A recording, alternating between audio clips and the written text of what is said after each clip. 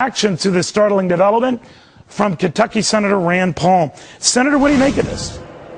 It might be the dumbest idea I've heard this week. Most people in Kentucky are complaining to me about the price of gasoline being too high. And now Big Brother in Washington wants somebody to ride with them in their car and measure their mileage. I'm wondering who's going to ride in the car, a GPS or a microchip? How are they going to determine how many miles we're driving? And is it a good idea to raise prices? We're in the midst of a crisis where gas prices are rising dramatically. Now, by the way, Senator, we're trying to get Joseph Kyle, the microeconomics expert on the Senate, on the CBO, to question him more on this. But, you know, this trial balloon has been out there quite a bit, Senator. You and I have gotten into, discussed this, how far it's moved along. I think it took up a little bit more currency today when the CBO attached its name to it. What do you make of it? Well, you know, I've actually been proposing the opposite. I was on the Senate floor today proposing a gas tax holiday to allow gas taxes to go down for 4 months this summer. And the government has an 18-cent federal tax. Now, the way I would make up for that so we don't deplete the Highway Trust Fund is I would take the money from foreign aid. I figure that we don't need to be building schools and bridges and roads in other countries or giving it to foreign leaders who often steal it for their own personal benefit. I'd rather keep that money here, but gas prices are hurting the consumer right now, and increasing taxes is exactly the wrong thing to do. Well, this goes beyond just a gas tax, right? I mean, and ironically, no matter the efficiency of the vehicle you're driving, whether it's a plug-in Chevy Volt or not, there's no difference in what you're paying in a tax like this.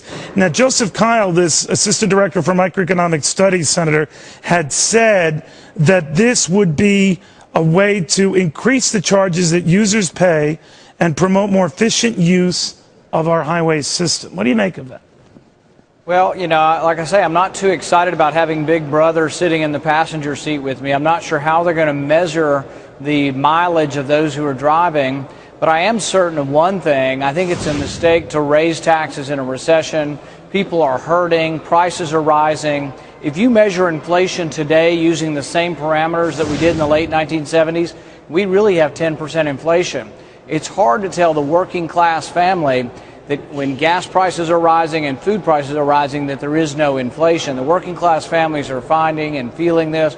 So I think raising taxes would be a big mistake for a tenuous economy. Here's what makes it odd to me, even from the vantage point of maybe liberals who would support it or some Democrats who would support it as a way to conserve energy, what have you. There is no allowing for, as I said, those fuel-efficient vehicles. You're stung either way. So all this green battery push, all this other push is not. Well, that's exactly right. And if you're going to have people paying per mile, it's just, I think it's sort of an absurd notion on the face of it. But they're looking for revenue, Senator. To me, it looks like they're looking for revenue. And they're not too keen on making it all spending cuts. And this seems to be a salvo. Well, see, I think our problem up here is not lack of revenue. Our problem up here is too much spending. Just 2 years ago or 3 years ago, we were spending 21% of our gross domestic product. Now we're spending 25% of our gross domestic product. So really our problem up here is we're spending too much money. And if you're looking for a compromise, the compromise is not to raise taxes. Well, they disagree, Senator. When I hear Tim Geithner on the wire saying new revenue raising will have to come, I'm quoting from a Dow Jones wire, obviously, ideas, whether they're specifically this one or others like them, are being entertained. Yeah, I think they are, but I think they're on the wrong side here. I mean, if you look at and take the pulse of the American public, they're not for raising taxes. They're not for raising the debt ceiling. The American public would like us to do something like a balanced budget amendment. 70 to 80% of people are for a balanced budget amendment, Republican, Democrat, Independent, and yet we never get it done up here. And I think that's the frustration with the American people. I don't think the American people want more taxes. They don't want to increase taxes on oil companies or gas or on your car mileage. American people want us to get our fiscal house in order, and that's why they're upset with us, because they're not doing our job. By the way, Senator Tim Geithner speaking at the Harvard Club in New York. He might be addressing this issue. If he does, we will go there and get reaction to all of this. But it did bubble up today, and that's why I wanted to pick your brain on it. Sir, I want to switch gears. Final question, without being in politics here or impolite. This story that's out there that Mitch McConnell, the Senate Republican leader, passed over you to be on the Budget Committee. It would seem like that would be a natural fit.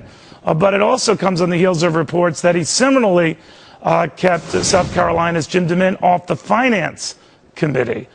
Is that true, at least in your case?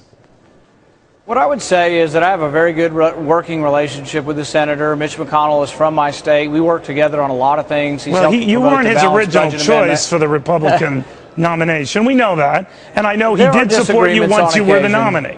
Were you passed up for this? Did he tell you you're not getting on that committee? No, and the thing is there are a lot of internal workings of how the committee assignments are decided. I really don't know exactly how the decisions are made. But the thing is I've been pretty happy, really, with the way I've been treated here by Republican leadership, and I think they've been fair to me.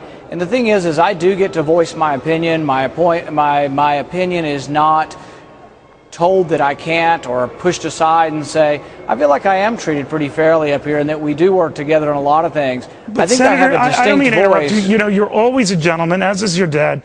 But I'm reading into this. I remember when you came up with your $500 billion budget cut proposal, which was the only one that I saw with any amount of teeth in it. And to say nothing of Republicans and the president dismissing it, a lot of your Republican colleagues in the Senate dismissed it. So you get along with that bunch? Well, what I would say is, in general terms, there is a disconnect. There is a disconnect between the public, who is ready for a balanced budget amendment, between the Senate, where every Republican has signed on to a balanced budget amendment, and then to being for specific cuts. Yeah, but you did offer specific cuts, Senator. I'm not blowing you smoke. You did. You put pen to paper and said, all right, here are my ideas. I'm going to risk my political fanny here. And they all ran for cover. Problem.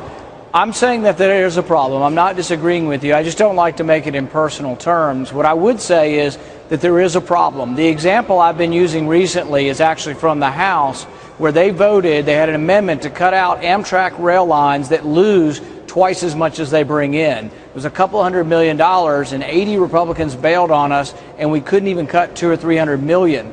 If we can't do that, we aren't to be treated as being serious about balancing a $1.6 trillion deficit. So yes, there is a problem. I don't think it makes good sense for us to attack each other individually, but I do want Republicans overall to step up and say, yes, we've got to believe in decentralized government, sending things back to the states, and in cutting spending. And I will continue to do that. And I think in the end, that's what the American voter wants. Senator, thank you very much. We gave you threw a lot of stuff out, including all that breaking news. We do appreciate it. Senator Rand Paul of